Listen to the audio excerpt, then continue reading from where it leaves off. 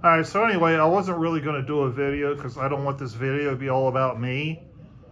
But I'm just trying to say to everyone, if you get to that point in your life where you need to use a cane or a crutch or what the friggin' ever, friggin' do it. Don't let your ego get in the way or your bullheadedness, because that's what I did on December 26th. I had a hell of a fall. I left the living room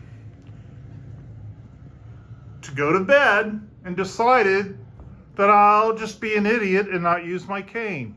Because if I would have used my cane, I probably would have fell right there where everything would have been fine. But no, I didn't use my cane. So what happens? My eye hits that. My tooth hits that, knocking out some enamel. And then my nose got half ripped off by that guy. Then I go down to the floor, and I guess you can see we still can't get the blood stain up, where the paramedics came to get me and took me to the hospital and re-stitched my face. So anyway, long story short is suck it up and do what you got to do to stay alive and enjoy your life.